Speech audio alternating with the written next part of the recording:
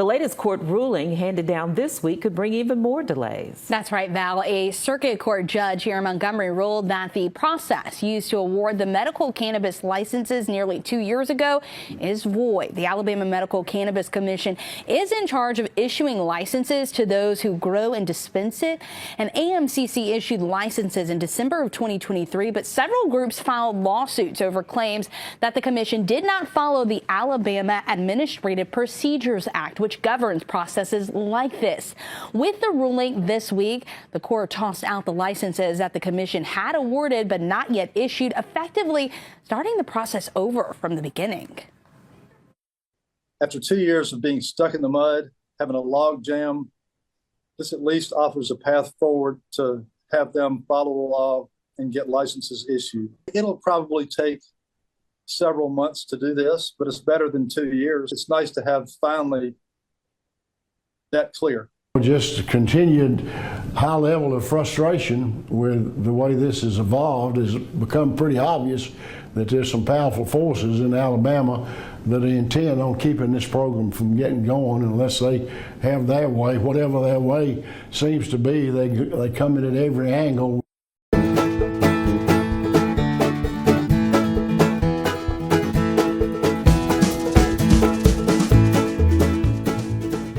No representation is made that the quality of legal services to be provided are greater than the legal services provided by other lawyers. I'm Harry Steele. You found the Heart of Dixie podcast, number 6. I'm an attorney at law down here in Daphne, Alabama, and I'm joined today by Brandon Mosley, the reporter and content manager at the Alabama Gazette. How are you today, Brandon? I'm doing good, Harry. How are you? It's a little warm in here, to be honest. It's about 86 outside today. You know, summer began early. Summer is here. Oh yeah, the mosquitoes are out, and so we have a special guest today, John McMillan Jr., I believe, and John is the director of the Alabama Cannabis Commission. How are you today, Commissioner? I'm doing well, thanks. Good to be with both of you guys. Well, we really appreciate you taking time out to speak with us today. I have your bio here. Did you write this yourself? It's very flattering. I always write my own.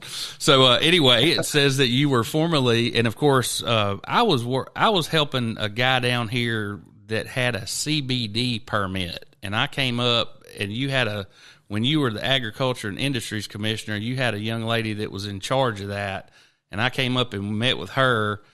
So that I thought I would be in a position to help people get their licensure and that kind of thing.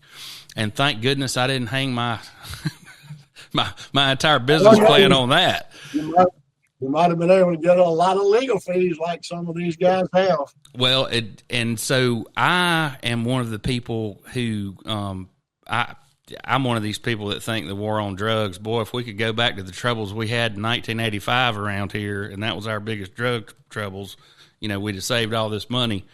The people in 85 were probably saying they wish they could go back in the day where bootlegging was the biggest problem. Sure. So no generation thinks that this current generation knows what they're doing. Well, but because it was a compassion bill, it squeaked through a very conservative, would everybody agree, legislature and governor, and everybody agreed that this was something that we wanted to do for people as part of their end of life, or if they had a chronic disease or whatever. The legislature wanted to have the strictest medical cannabis bill in the country, and that's what they got. And apparently it's so strict that the courts won't let us actually do the thing. Okay, well let's get back to the introduction here. So I guess the reason the governor tapped you was because you had already run the CBD program, which required you to tell us where you're getting the seed from, when you plant it, when you harvest, and where you send your harvested product to.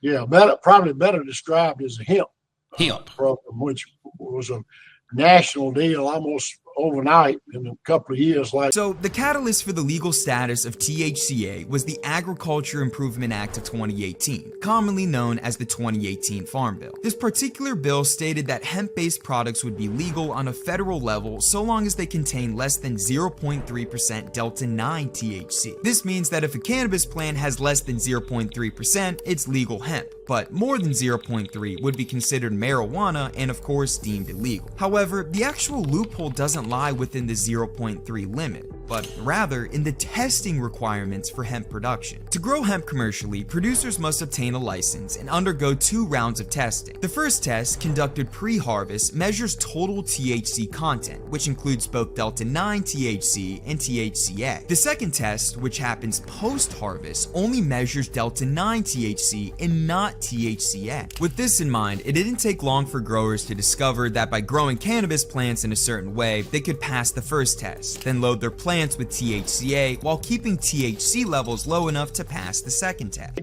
26, 28 states passed it, including Alabama. And that was on the tails of the USDA, or the 2018 Farm Bill that redefined what hemp meant, and it could have 0.03 milligrams per whatever the other THC. Content, THC, right. of Delta-9, which is the psychoactive cannabinoid, but it couldn't have any more than that. And so, anyway, that was the lay of the land. You get tapped. Tell me about what you did prior to being the Agriculture and Industries Commissioner. Well, I was in. Let's just start with the state legislature. I was 2 terms elected to the Alabama House, and then in the middle of the second term, Governor James asked me to take over as Commissioner of Conservation and Natural Resources. We did that. Then I had another career as Executive Vice President of Alabama Forestry Association, and then ran and was elected twice Commissioner of Agriculture, and then State Treasurer, and then the commission that was formed subsequent to the legislation passed hired me to be the director of the Alabama Medical Cannabis Commission. And so since that time, there have been 3 lawsuits or 3 different rulings by the court in the same lawsuit. Yeah, no, there have been numerous lawsuits. Yeah, there's probably 30 lawsuits. And that's part of the problem. We hadn't had enough ruling from the Montgomery County Circuit Court. All we get is a lawsuit and then a temporary restraining order, and then nothing happens. And we'll talk about some of that litigation, I'm sure. Oh, yes, sir. So moving on, let's talk. I'm trying to figure out how we're kin to each other. So are you I'm the great grandson of Hector McMillan. Yeah, I'm a descendant from Hector's brother.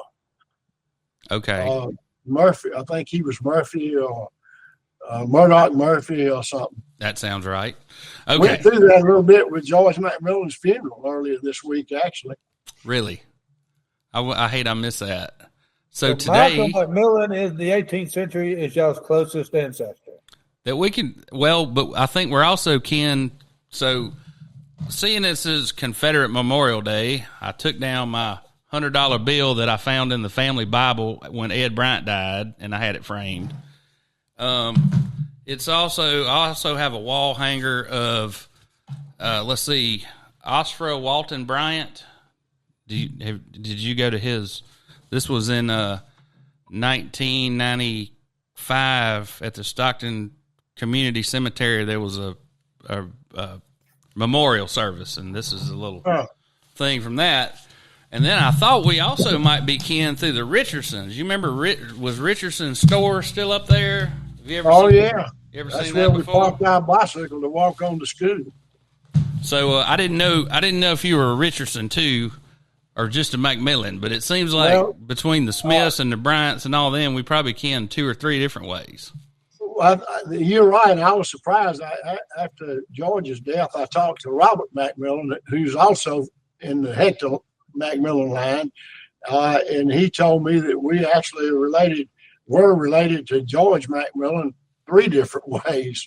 but primarily through the Hector Murdoch relationship. Yes, sir.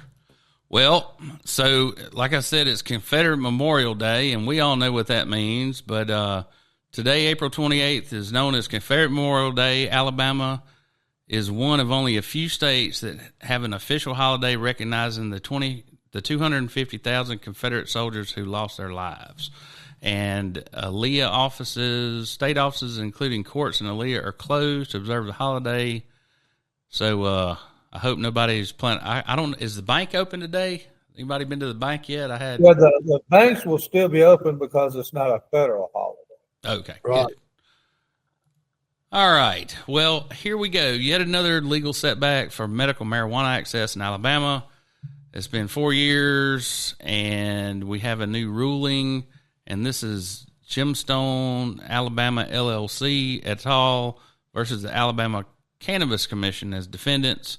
And it says the court held a hearing on this matter April 17, 2025, to address, among other matters, the motion for partial summary judgment and a permanent injunction. And it says document 165. So, yeah, I guess there's been a couple of filings in this thing, right?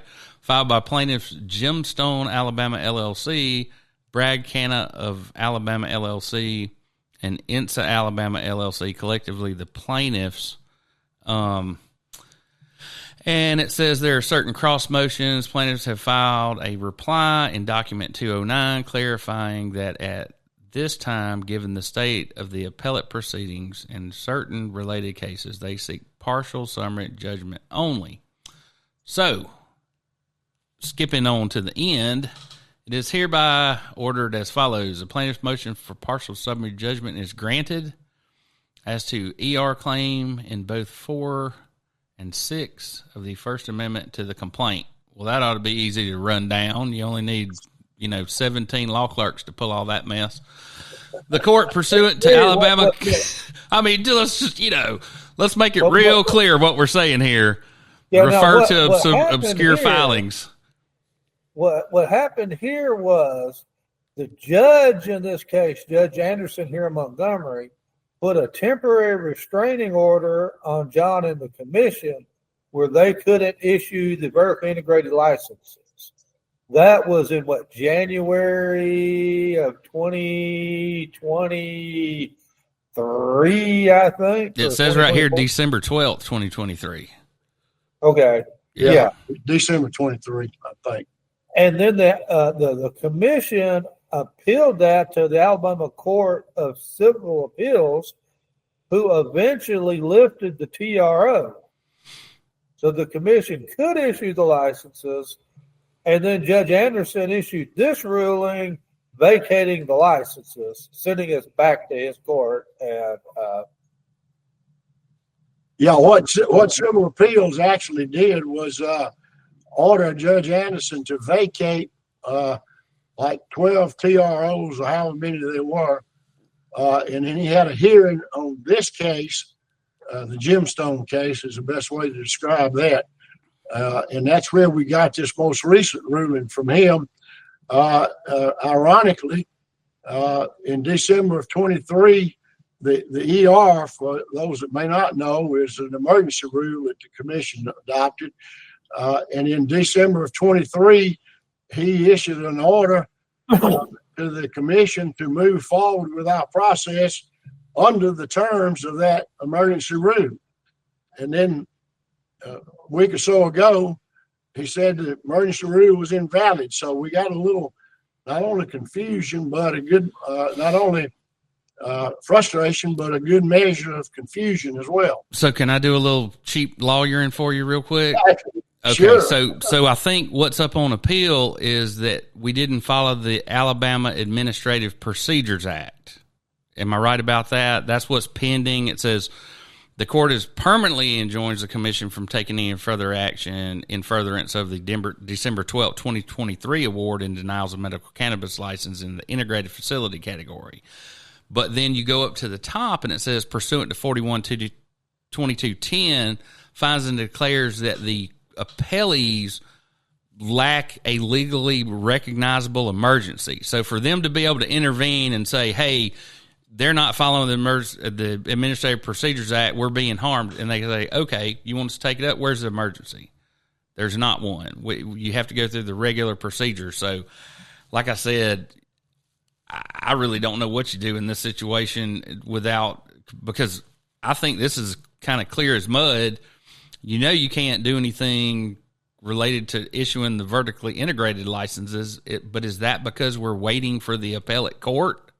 And then we're just kind of, everything's on hold until the appellate court gives us direction? The appellate court just tossed out Judge Anderson's TROs, is the point. You're very likely there'll be an appeal of Judge Anderson's most recent ruling. Well, I would certainly ask for more clarification, and maybe he gave it to him verbally, and we're just, we weren't there, so we don't know exactly what he's pointing to here. But, yeah, it seems like he would say, vacate, start over, go into the world and redo this.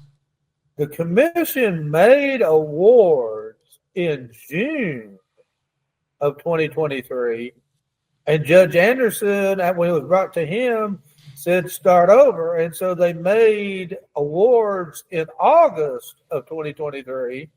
And then, of course, the people who didn't get the awards, some of whom didn't get the awards the first time, went back to Judge Anderson. He ordered the thing halted. He ordered it into mediation. We had a court-appointed mediator look at this thing back in October, and they said vacate the August and June awards and issue new awards in December, which the commission did. And now he wants those awards also vacated and do over again. Why does anyone really believe if the commission, goes through this process and has a whole bunch of, more awards, that the people that don't get awards in whether it's July or next year aren't going to appeal, and we're going to be back in Judge Anderson's court under a new TRO. And meanwhile, these people have invested a whole lot of money. I know a couple of them, and they're none too the Flowerwood Nursery people down here. See if he wants to talk about this, Brandon. I bet he'll talk. But you knew when you applied there were only going to be 5 businesses that get these. That's correct. And there were 36 that applied. So your odds were a little bit better than 10%. And there's a lot more than 5 that are qualified. Well, you mentioned the mediation, and actually none of these folks objected to the settlement that was part of that mediation until they didn't get a license. Yeah, when they didn't get a license, they were going back to court. This was all violated, whatever rules of Alabama, civil procedure, like whatever you agreed to this system, you were for it, then you did get your award, and now we have to blow everything out. To me, this is just rich people that are mad because we're not letting them get further rich. Well, there's no question that there's some powerful interests in the state that unhappy applicants or dissatisfied applicants, and takes a lot of money to have this much litigation, and it's costing a lot of money for those 4 categories of licenses that we've issued, because we've got plants growing right now, something around 2,500 medical cannabis plants are growing right now. And it's costing those guys not only the expense of the growth and the facilities and everything that's involved with that, but they don't have a market for the product either. So, and on top of that, they're having to pay annual license fees. So they're getting hit really hard by this whole thing. And needless to say, a number of them are pretty unhappy right now as well. So, John, are they freezing though? Like, let's just say I'm in the business, I harvest it. What do I do with it so that it doesn't ruin? Are they freeze drying it and waiting? Right now, because they can't transport it to the place to process it because there's nobody to buy it because nobody has a license to do any of that stuff. Nobody has a license to dispense, unfortunately. Yeah, the dispensaries and the integrated, the two categories that are tied up. Yes, sir. But the labs have all been awarded. So We are in the process of, we've just taken applications from labs, and we're in the process. We had one lab. We're in the process of awarding first and then issuing a license to one or more labs right now. So we'll have the labs ready. We're ready in every respect. And let me mention one more. We got a suit in the last few days suing the commission for not having a patient registry. Well, there's no patients. We have a patient registry. We have a seed-to-sale tracking program that's ready to go. Everything is ready to go except for those two categories of licensed dispensaries and integrators. So it's completely erroneous that we don't have a patient registry. We have until doctors can recommend the medication and until patients can buy it. It's not an active patient registry for sure, but only for that reason. What? So, Brandon, is there anything that you'd like to ask the commissioner before we move on from this topic? Yeah, there is legislation that's been introduced by Senator Nelson that basically would strip the power to the award the integrator licenses to a consultant. And then we would do the whole process over again under this consultant who has not been hired or named purview. I think they're trying to get enough votes and senators lined up to try to force this onto the Senate calendar tomorrow. What is the commission's view of that legislation to increase the number of licenses to either 8 or 10?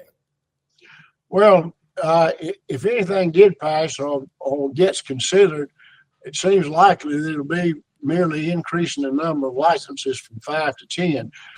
The commission is not lobbying for or against that. The commission's job is to deal with whatever they administer, whatever the legislature passes and asks us to do. So that's what we'll do, and that's what we've been doing. But the implementation is very difficult, primarily because of the limited number of licenses.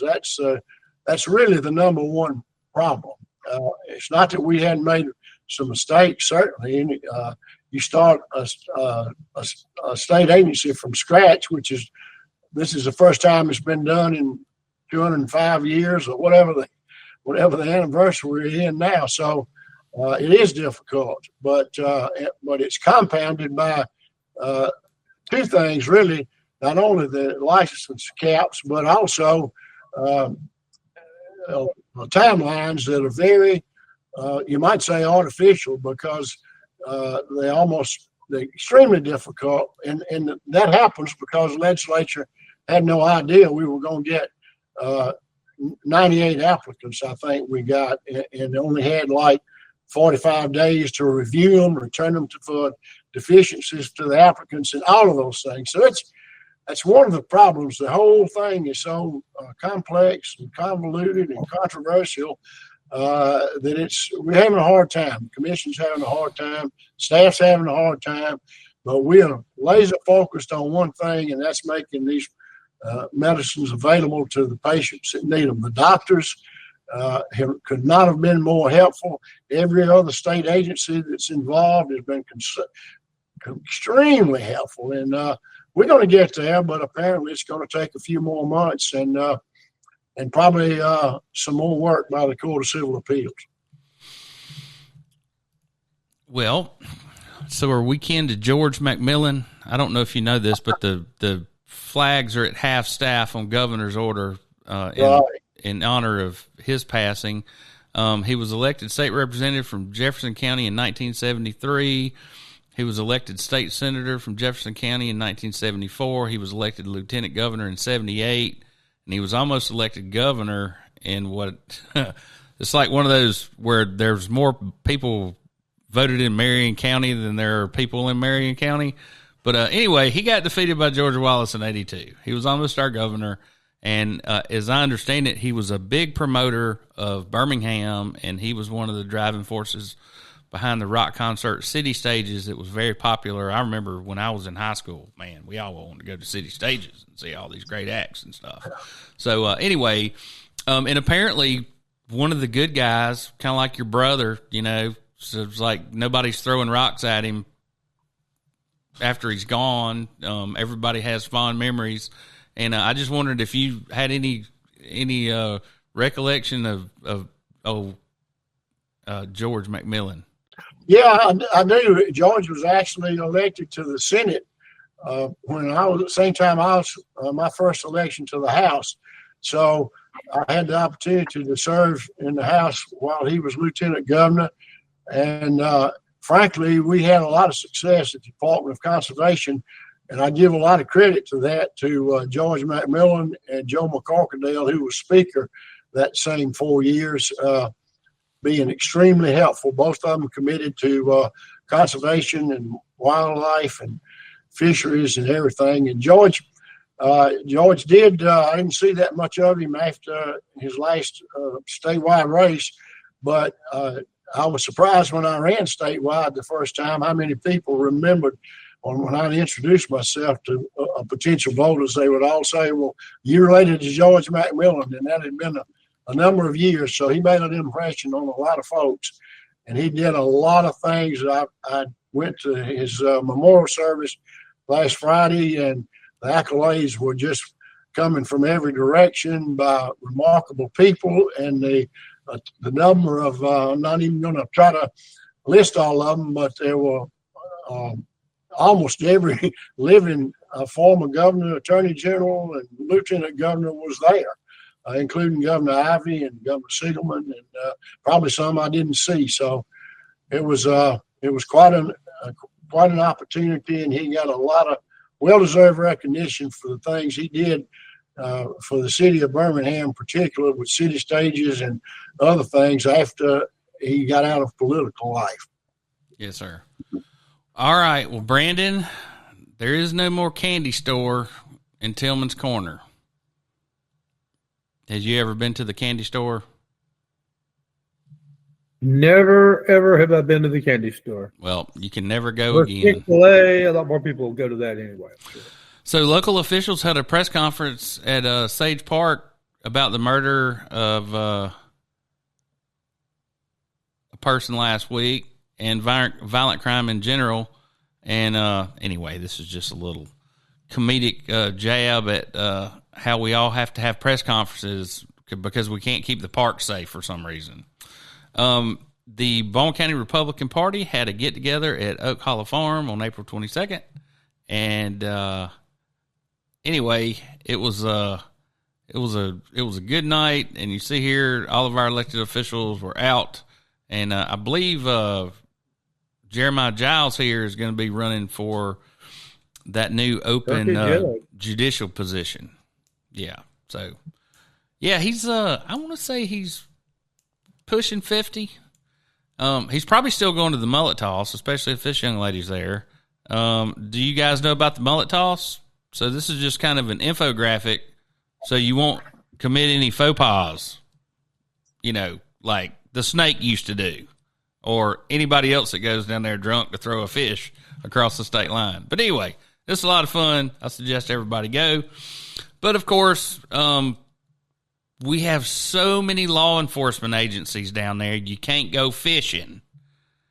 And I guess Aaliyah has been messing with folks a little too much. And so we're going to have a meeting. You must have a fishing license to be fishing. You have to have a freshwater license to fish in the freshwater. You got to have a saltwater license to fish in the saltwater. And a lot of people go down to the beach and think they can throw their rod in at the beach without the proper license. We have rules. Yeah, but we're talking about locals. Just get everybody if you got a bikini, these guys ain't got nothing else to do. Okay.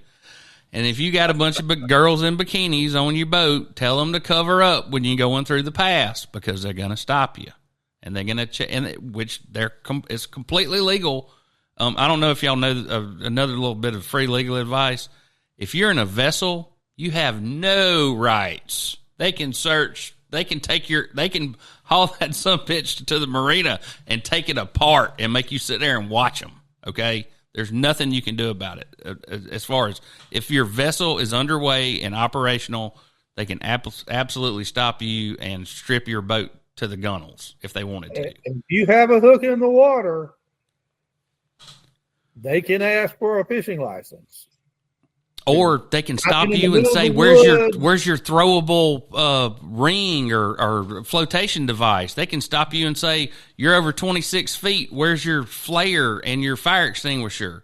Prove to me that it works. They did that to Pat Ryan one day, and he hosed them right there in the pass. It's the greatest thing I've ever seen in my life. But yeah, I'm glad. I'm not a big fan of Kennon's, but if he wants to give Aaliyah what for about harassing people trying to have a good time, they worked all year long to come down to the beach to get harassed by the damn state troopers riding around, on their $400,000 boats, swamping everybody. We have rules. If you're going, and if you're tearing through a no wake zone, they ought to pull you over, Brandon. But there are rules about doing it. Yeah, if you're tearing through a no wake zone, they should stop you and breathalyze you. Other than that, or your boat's on fire and you need help, that's what they should be there for, not harassing the public. All right, so the thinning blue line, addressing the law enforcement vacancy crisis. This came up on my Facebook page, and this is a new book available on Amazon. If you guys are interested, this is getting to be a real problem. Montgomery, I think, is short 100 officers. Birmingham is short 100 officers.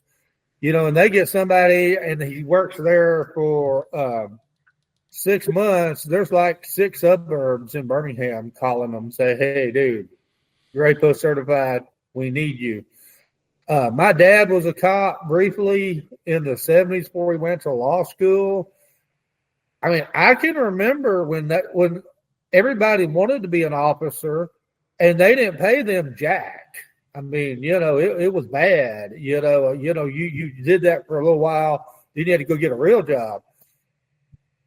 They get paid better than they've ever been paid. And I mean, even if you're like Shelby County or Mountain Brook, there is a shortage of officers across the state. I mean, there's just young people that don't want to go in it.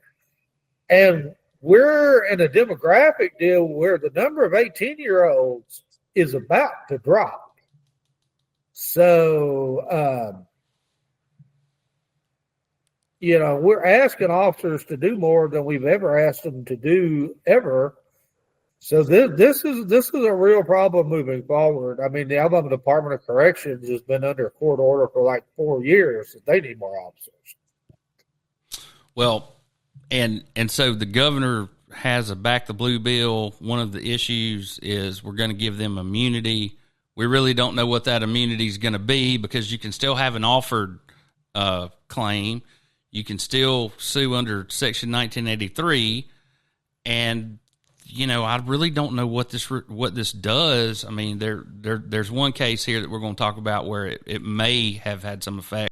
Defending his bill, Representative Rex Reynolds laid out what he calls the core. Law enforcement officers who use force constitutionally while carrying out their duties are immune from prosecution.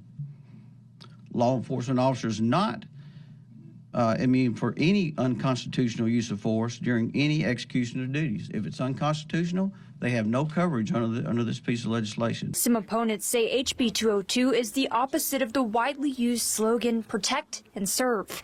Law enforcement agencies will have a jail-free card due to not being held accountable for their criminal mischiefs. Supporters say the bill benefits both law enforcement and the public. This bill will provide due process of law for law enforcement, the same as any citizen of the state of Alabama. Committee members also spoke on HB 202, explaining why they supported or opposed the bill. It's a green light for black folks to get killed. It's stuck in the Senate at the moment. Okay. So it's not in effect at the moment. Well, I know. And as far as I know, the only one of those bills that got signed was which one, Brandon? Oh, the giving scholarships to the kids of law enforcement officers, that has been passed both houses. It was very non-controversial and has been signed by the governor. Okay, so there's a new rural enforcement division. So we're talking about all these boats and everything, Commissioner McMillan, and you're from Stockton. So I inherited Ed Bryant's hunting camp up there, okay? And so I have to put in at Lower Bryant's and ride the river. All the, like Kevin Dodd and all those guys in not water patrol, but conservation officers, all have a key to that camp in case they get caught in the rain or something, right? So I'm a landowner. I'm all for, this kind of law enforcement. What I'm not for is the fact that the sheriff's department just bought a $400,000 boat because the sheriff's department needs to patrol the rivers. It's getting just a little. I mean, it's getting to where I can't even go to my camp and get away from law enforcement. Not that I mind them, but it's just they're just every dang where. And so anyway, now we're going to have a new rural enforcement division in coordination with Sheriff Paul Birch over at the Mobile County Sheriff's Department. John can remember before we had all the budget crisis in 2011, when the Department of Agriculture had its own rural crimes enforcement state police. They unfortunately were a casualty of the the budget cuts that we had to go through on the general fund. And then the bill that merged all the police officers into ALEA. So there were rural investigators, I want to say up to like 2011 or 2012, that worked for the state. That's all they did. A little bit longer, but not too much longer than that, because we did have some layoffs and retirements. But we kept one or two of the most experienced guys we had to work with sheriff's departments around the state, because oftentimes we talked about the difficulty of hiring officers, and oftentimes those deputies were even from up east or somewhere that had no experience with. They didn't know one end of a cow from another. So we weren't able to be helpful with sheriffs in going around and doing seminars to, when you see if you see a trailer, a stock trailer real late at night, blacked out, 3 o'clock in the morning or something, maybe you better stop and take a look at that and see what's in it. It could be anything from stolen cattle to wildlife, for example, particularly deer that get moved around. So that is an important area of the rural aspect of it for sure. Well, we kind of laugh at like rustling, but you load up 10 mama cows right now with what beef is bringing at the moment, there's $20,000 on that trailer. That's much less a big 30-foot trailer where you put 30 cows on there. I mean, that's Grand Theft Auto type stuff in dollars at the moment. And if you're an officer who's never worked like a cattle rustling deal, there's some specialized knowledge to that, because there's only a few places where you can fence those cattle, within, 50 minutes of where you're at. There's 3 or 4 stockyards and a few cattle dealers and that kind of stuff. And the rustlers know a lot more about it than your typical deputy would. Well, and in addition to that, we got the hunting lodges that have extremely expensive ATVs and guns and TVs and other electronics. That's a constant problem, particularly in some of our more rural counties that have plentiful game and a lot of interest in it, but it's extremely seasonal. So those places are vulnerable, and that's another reason that the rural enforcement is very important. All right, so here's the most stolen thing in the state might be a tag-along trailer. One of the craziest things, I will mention this one that we dealt with at Ag, was people stealing all of the wiring, for example, out of the irrigation systems and other things as well. But that's a really expensive operation now when you put in irrigation system, and everything gets stolen about the time you really need it. So, well, those that is little electric motors that power, the little aerator wheels for the aqua farms. If somebody takes the electric motor to pawn it someplace for the way to the copper, heck, on a hot day, 50,000 fish could die.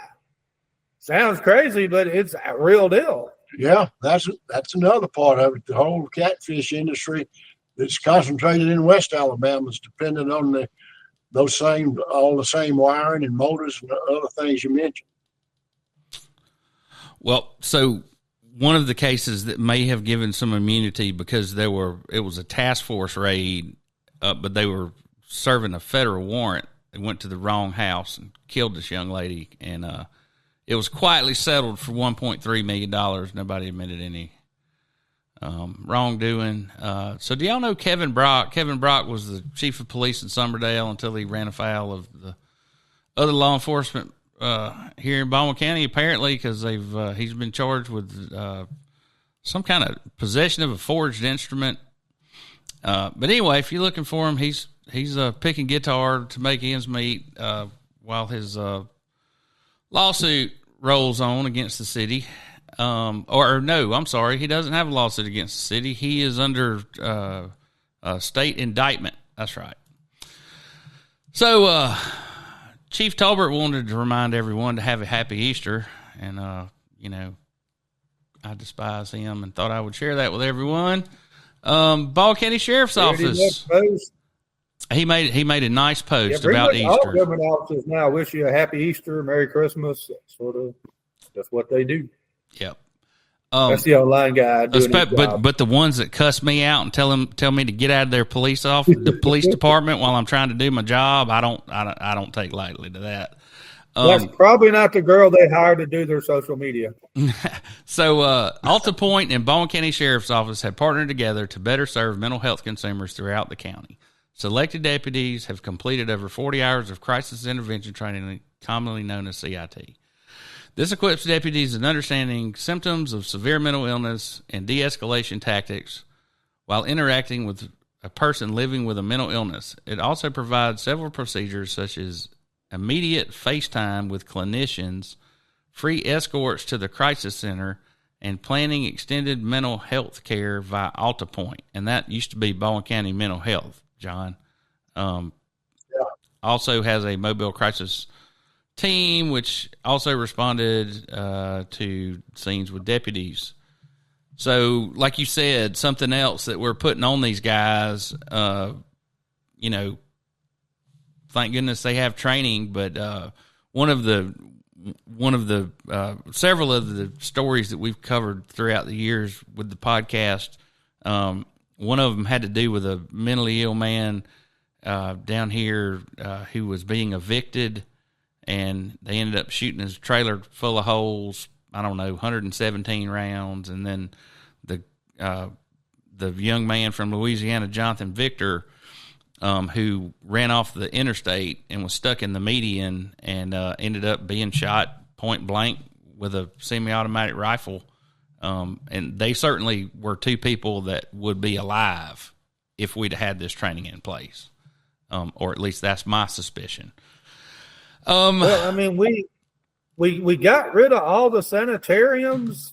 We thought that was the greatest idea as a country. Only a medical doctor who was the governor could have convinced us that shutting down Cersei and Bryce was a good idea. Continue. Yeah, and now you have a deputy who, like I say, he got his high school diploma. He likes the guns. He likes driving the car, and he likes doing the law enforcement stuff. And he can interact well with you or, me or John. But all of a sudden, he's having to deal with somebody in a psychotic, episode. It's a lot. Yeah, that's a lot for them to handle. And unfortunately, when we got rid of the sanitariums, there's crazy people that in our grandparents' day would have been being cared for by people who that was their job. Instead, they're all out here on the roads. You give them a prescription, you just turn them loose, and law enforcement has to deal with them on like a daily basis, Like I said, so apparently they don't have one of these task force up in Escambia County, Cantonment woman charged with indecent exposure and drug possession after having full-on sex on the side of the road. Might be some mental health issues there, Brandon. Probably. She's self-diagnosing with a bunch of drugs she shouldn't be taking. So then we got Bridget Matthews was released from Escambia County Jail on April 17th after being arrested April 11th for jumping bail. Today she was booked in Mobile County Metro Jail without bail again. And is out again. Matthews is one of the people charged with the mysterious murder cold case of the disappearance of Charles Jackson Jr. She was arrested and charged in 2023. So just be careful out there on Plenty of Fish, Brandon. All you single guys, you run into the wrong girl every once in a while. So William B.J. Squires, former Ballabatra police officer, indicted on rape, arrested again, and his bond is revoked. So you don't have to worry about running into him at the pick and save this afternoon. So anyway, on top of everything else we have our law enforcement doing in Baldwin County, and there must be 20 of them. I live on 225 right down from the veteran cemetery, and there's 8 of them there all the time. They're either waiting on me to come by or they're actually doing funeral services. So anyway, on top of funeral services, the Baldwin County Sheriff's Office has a new unit specifically geared for what? Agriculture and rural crime. So in particular, escorting large farm equipment through Baldwin County. Why would that be a problem, Commissioner McMillan? How many of these cornfields down here have been turned into subdivisions? And then it's just hodgepodge. There's a cornfield, there's a subdivision. There's a cornfield, there's a subdivision. And just imagine if you're some farmer down in, Foley or Alberta, and you got to move your equipment down, like, say, 95 on Saturday of, mullet toss. You might need an escort, huh? Yeah, I mean, that's not a bad idea. And with agriculture, we had a big deal in the 80s and 90s where it was either go big or go home. So like my grandfather's day, he got on the roads a bunch going from hayfield to hayfield, but it was on like a Ford 5000 or Ford 6600 tractor, that wasn't any wider than a normal car. These dudes now, they're in like 300 and 400 horsepower tractors and combines, that they stretch from from a 2-lane road. They're stretching the whole road. So, and, they only go, 25, 30 miles an hour max. So it's a big traffic snarl. I mean, you just don't pull your combine off in a ditch to let traffic by and flip that thing over. It's moving from field to field is a lot more complicated than it used to be as the equipment has gotten bigger and bigger and bigger.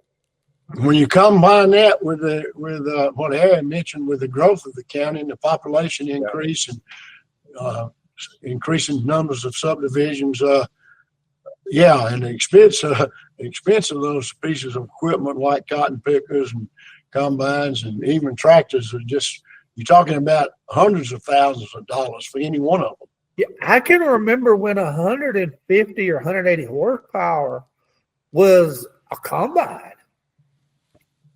Now, I mean, they have like 425 horsepower engines in those things, and they pick like 28 rows of corn at a time. It's insane how big these things have gotten because there's fewer and fewer farmers, and they're older, and they're running much more acres than my grandfather ever dreamed of running. Yeah, they've got to have the most efficient equipment they can possibly get to be able to cover for the lack of employment they're able to hire as well. So there was an unfortunate incident during the turkey hunt last week in Wilcox County. Did y'all see this video this guy shot of himself? So apparently, I did. Claude is a friend of mine. I hadn't seen him in several years, but we actually served in the Alabama Guard together. And he's a he's a good guy from a great family. So how did it climb all the way up him? Was he sitting down when it got him? Do you know no, that happens every now and then, not real often, but it happens every now and then. And it usually is the hunter sitting down beside a tree or in some type concealment, and the cat thinks it's stalking a turkey and just launches itself at what it thinks is a turkey from the sound of the yelping onto the hunter. He's trying to lure a turkey in to shoot it by making turkey sounds. And we're just lucky that we're a bobcat and coyote state and not like a bear state. Mountain lion state, right? Well, you can see from Claude, they usually, when you're sitting there, they usually going to get you up a body, and he's really lucky he didn't lose both eyes for that matter, but as far as I know, he didn't have any vision issues.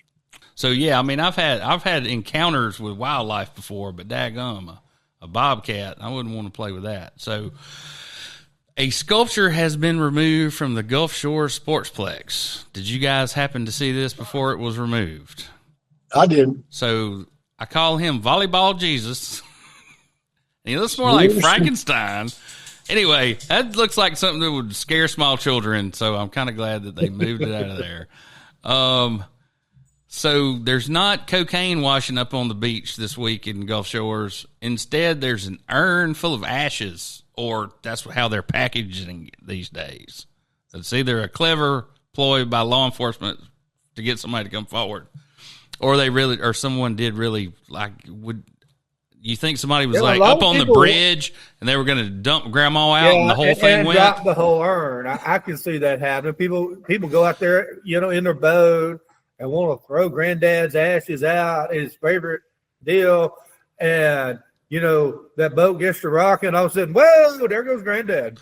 Oh, poor granddad. Well, anyway, somebody found granddad, and if anybody recognizes the urn, you should call the Gulf Shores Police Department. So there's a fish fry. Was that? No, we missed it. It was this past weekend to support local waterway education, Clean Water Alabama.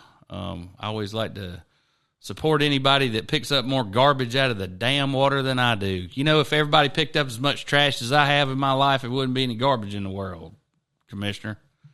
That's all I do. That's all I do in my kayak is I come back. I may not bring any fish back, but I got 2 bags of garbage every time. So this is the population growth by municipality, and you can see Bay Minette's about to go kaboom. And I don't know if you've seen the mega site from Google Earth, but it is an actual scab on the land. It's all sand right now where they've mass graded.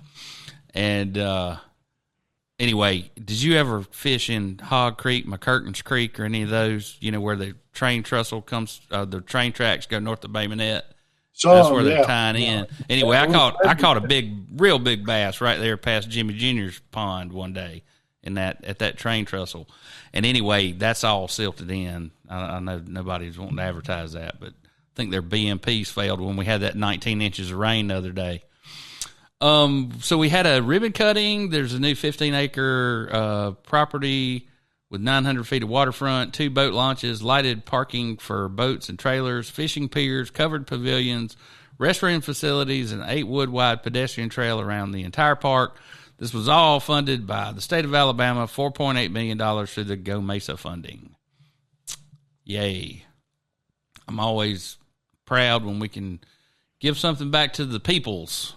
So how about any of these bills we need to talk about, Brandon? Like real important stuff. I'm good with not covering any bills this time if you don't think any of them are like front burner. Yeah, there were some cool bills did pass. I mean, in the Senate, Lance Bell has started, a legislation which would empower Aaliyah to assemble a statewide criminal enterprise database where every law enforcement agency in the state can put information that they have on people that they believe are involved in a criminal enterprise like a street gang or a mob group or organized crime. And Knights of Columbus. I mean, we got gang tagged here at the Alabama Gazette office this weekend. When I get off here, I have to go call the Montgomery police and tell them before I take it off the glass. But hopefully I don't get shot doing this. Yeah. Just remember the what is it? The Four Fingers or whatever. You're in the yeah. It's the XO gang, whoever they are in Montgomery, that they needed to announce that they now own the Alabama Gazette.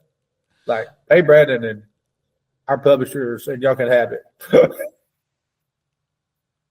Well, anyway, I don't. This was just one of the highlighted bills from the Association of County Commissions. That's one of the. I actually still track all the county stuff when I can. So, Brandon, you sent me an article this week that the Porch Creek Indians are looking into acquiring a environmental cleanup company. On top of that, they've announced the environmental assessments. What they want to do is, PCI government contracts wants to expand substantially. And because they are technically minority owned, that puts them in ideal position to draw down a bunch of federal government contracts, which have set asides for, to improve the lives of minorities. So, as a new business venture, they're buying, I think it's Bate. Yeah, Bate. Does, environmental assessments, which is a big part. If you do a government contract with the federal government, you pretty much have to do an environmental assessment before you can push the first shovelful of dirt. Sure. So if they are able to buy that, they can add that into their, growing list of services that they provide for, roads, bridges. And I think they're targeting a lot of Department of Defense work. And on top of that, they just had their grand opening of the Hotel and Spa at Wind Creek, Chicago. Yes. Representative Gidley carries significant pieces of legislation. That's the 10 Commandments and the school chaplain bill. I thought this was interesting. That's the House, or now in the Senate. And so this young man right here was speaking with one of our legislators this past week, and maybe they will talk to anybody, Brandon. So this is somebody that you know, John. This is our former chief of police in Bay Minette, Bruce Lovett, and it turns out that one of his granddaughters was on campus during that Florida State shooting last week. And did we ever find? So it turns out that was a deputy sheriff's son that did that. Isn't that right? The SWAT team member, right, a former deputy, maybe. But yeah, a deputy sheriff's son with her gun. Yeah, and one of her guns. But yeah, that's a little close to home right there. That's not too far from here. So I was saying that we had 19 inches of rain here a couple weeks ago. And so we have these big bluffs where you can see in this picture here over their shoulder. That's a beautiful view of the bay looking south from up here in Spanish Fort.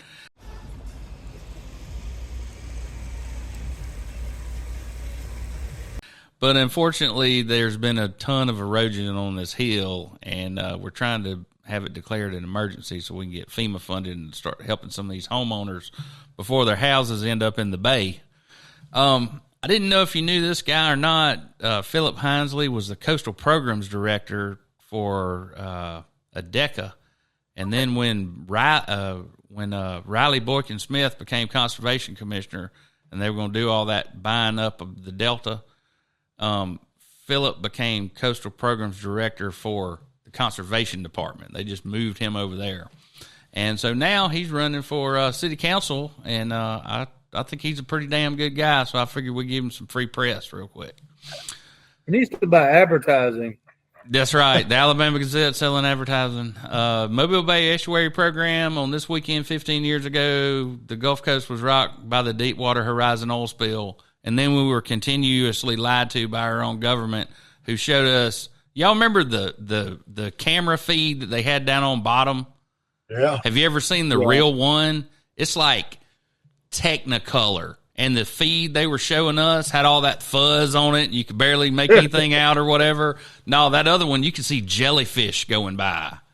I mean, the whole thing. And I'll tell you this, they sprayed disbursement along the coast of Alabama at night from AC-130s. And then when people showed up with skin, their skin burning off, all those guys out there in those vessels of opportunity or whatever they called them, they wouldn't tell us what was in the detergent they were spraying because why? It was a trade secret. So we don't even know what they sprayed all over us and all over the water to make that oil clump up and sink so it wouldn't get to the Florida beaches. And then on top of that, the geniuses down here started this Alabama coastal partnership and hired Wiley Blankenship, and his only job was to make sure that all this money got spent down here, and guess what? About a tenth of it has been spent down here on the coast. Well, now some of that Go Mesa money we looked at, on that Gulf Front deal, that's from BP oil money. Yeah, but it all should have been spent. Joe Wheeler State Park shouldn't have got a nickel of it, nor anybody else. So anyway, it should have been used to do things like this, and we'll get, the Mobile Cruise Terminal will welcome 2 different cruise lines in 2026. One of them will be an 8-day cruise from Pensacola to New Orleans, and you can see all the ports of call. Actually, John, you ever been out to the Chandeleur Islands and done one of those overnight trips where they? I sure have. I mean, my God, man. That is the sportsman's paradise of the world, is that chain of islands right there. And why somebody doesn't go out there and just, drop everybody off and let them walk on the islands. It's abandoned. It's covered in, if you've been out there, I don't need to explain it to you. But, Brandon, it looks like you're in the Caribbean and you're, 20 miles south of Biloxi, pretty much. Another one from the Alabama Forestry Commission. Has everybody seen all the pretty white stuff growing in the fields?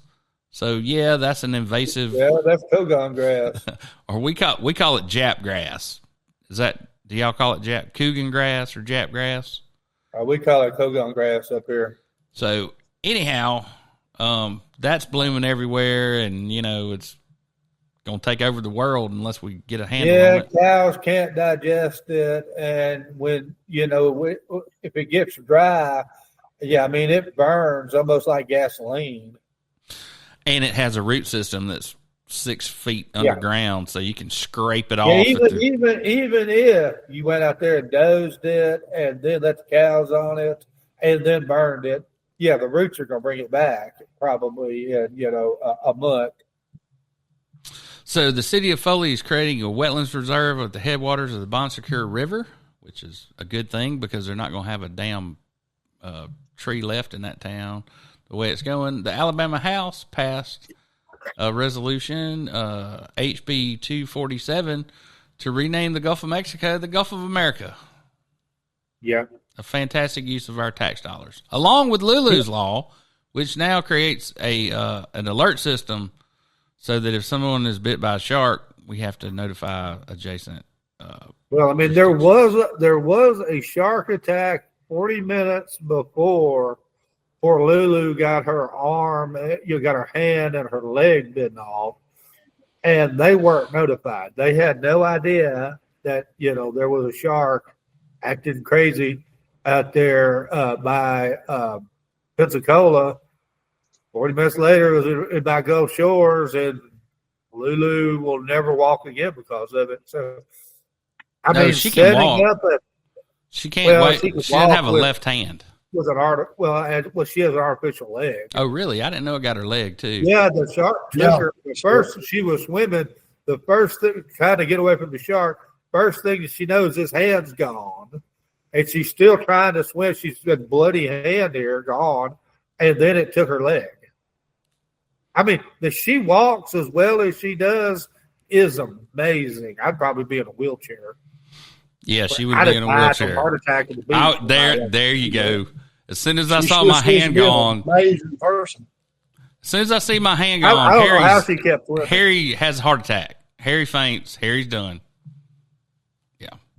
She okay, so this week it became public that our superintendent of education makes over $320,000 a year. Well, he did it, but we decided to give him a raise. Yeah, there you go. It's never been a better time to be a crooked mayor, county commissioner, sheriff, police chief, etc. The attorney general is impotent, and the director of that commission is a disgrace to the profession of which I'm a part. Throw them out in August, all of them. And so here are the election dates from wherever you live. Yeah, I kind of mean all of them.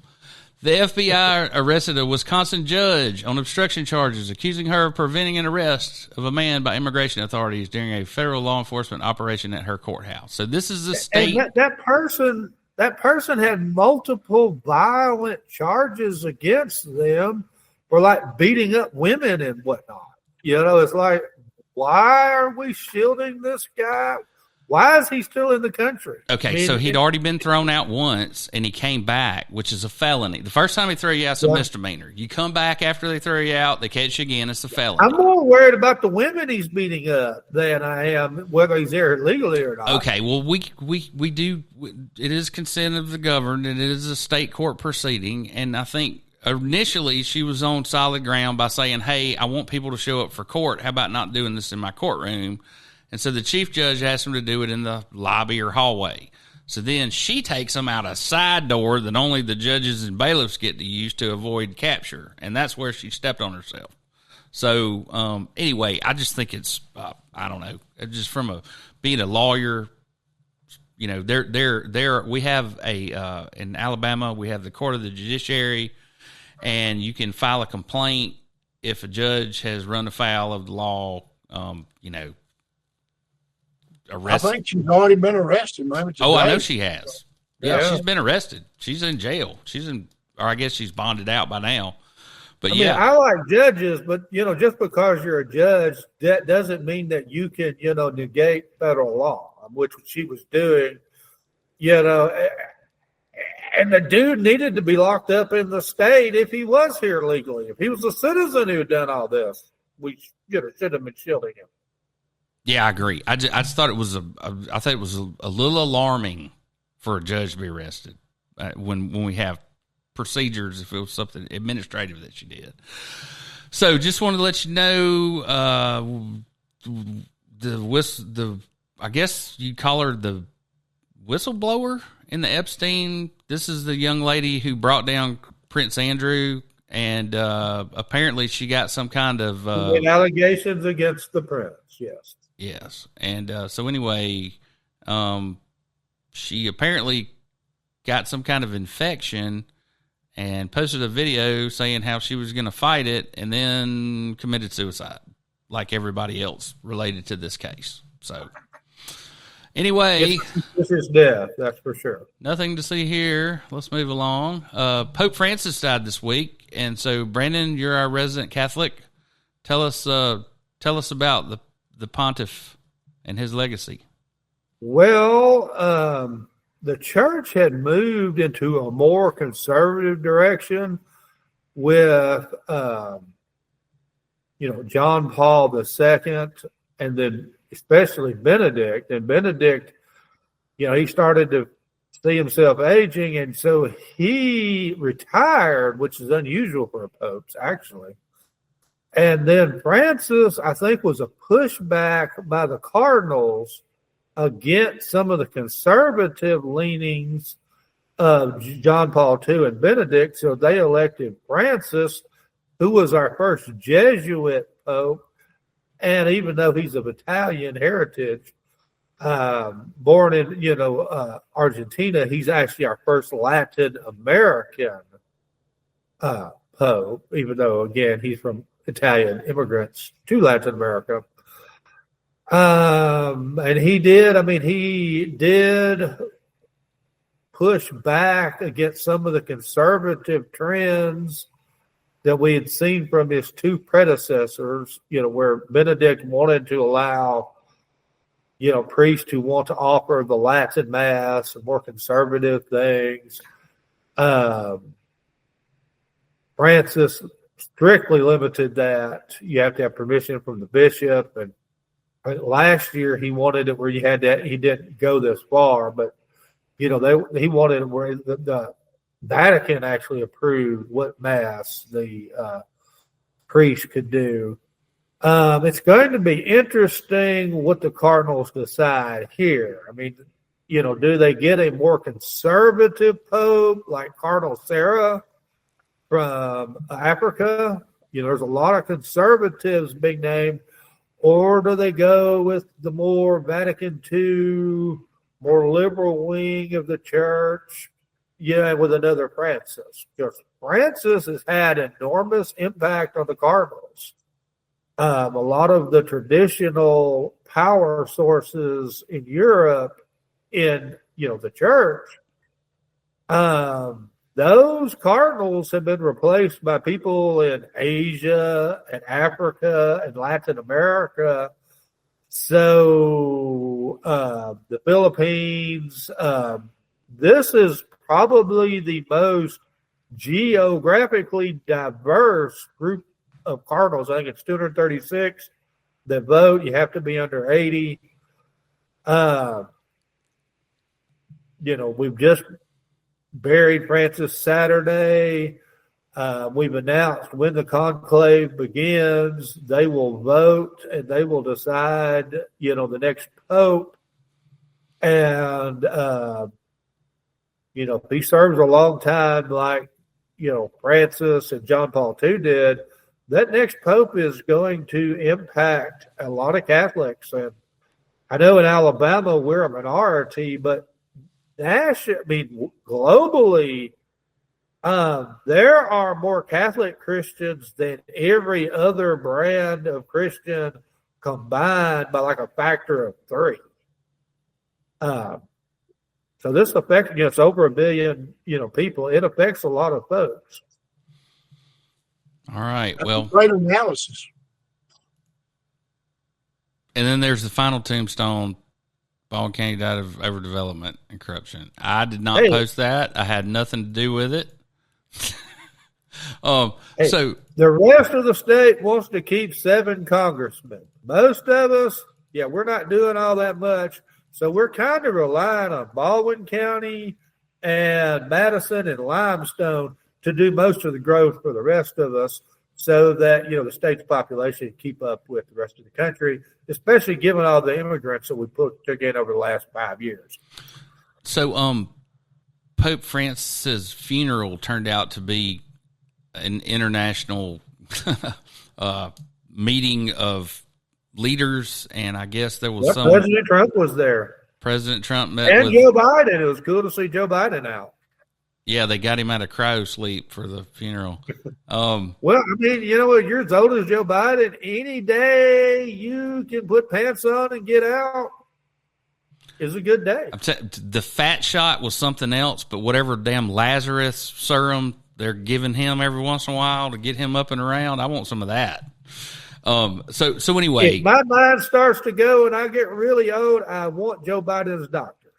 The only other thing I can think that we may want to talk about real quick is the Department of Defense. Is Hedgeseth on his way out or no? Or is that just a bunch of hogwash?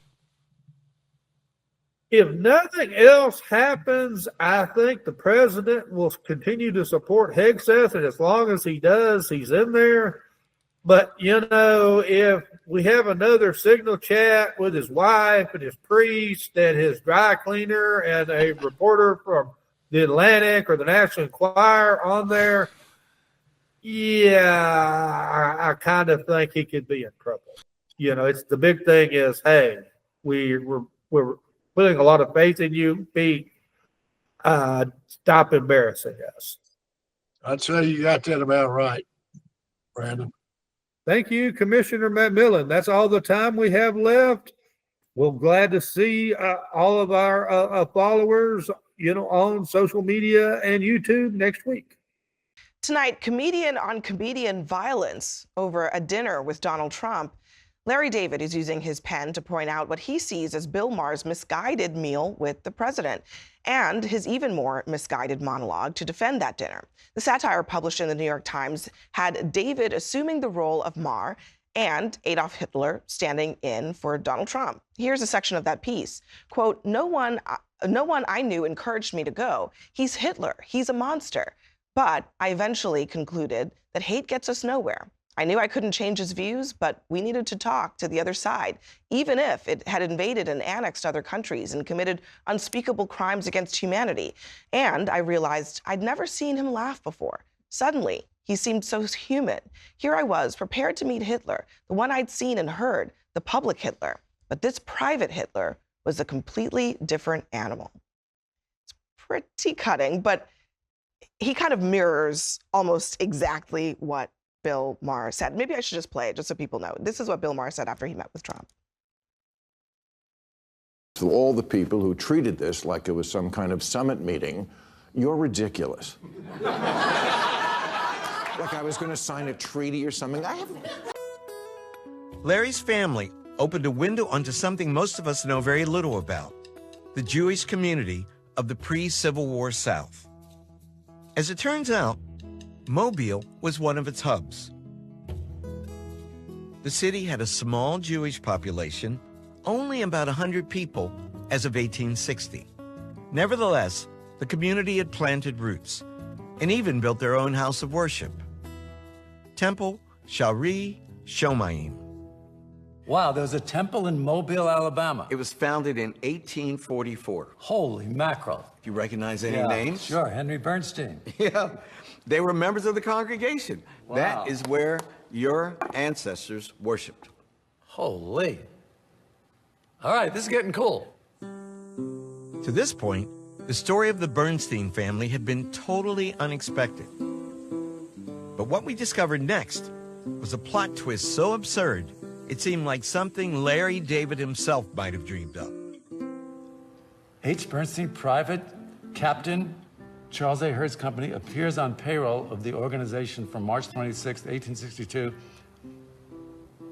Are you telling me that my great-grandfather fought for the South in the Civil War? What? Are you kidding? See that? Now that's something. That's something. That's mind-blowing to me. I can't believe it. That's, wow. You're looking at a Civil War muster roll. Wow. In 1862, your great-great-grandfather signed up to fight for the Confederacy. All right. In all, only about 3,000 Jewish men served in the Confederate military, and Henry Bernstein was one of them. Larry seemed to be struggling to wrap his head around the story. This is just such an odd combination on my father's side of the Germany and the South. Yeah. Two places that we have fought against as a country. Yeah, right. Oh my goodness. I hope no slaves show up on this. Please turn the page. Now, Larry, this is another part of the 1860s. Oh, you did it! You did it! I knew it! I knew it! Unbelievable. Unbelievable. Boy. That's unbelievable. Oh, boy. Name of the slave owner, Henry Bernstein. My great-grandfather was a slave owner. Slaves, one female, age 4, mulatto, one female, age 17, mulatto. Oh, Professor, I'm so sorry. You can see why my father didn't want to tell me anything about his family. That's called I don't know where you got this stuff. This is really incredible. Isn't that amazing? Holy cow. Always look for why branches disappear. And you think, embarrassment, something happens, people, we don't talk about it. Right. That's amazing. Well, Henry Bernstein, I hope you're proud of yourself.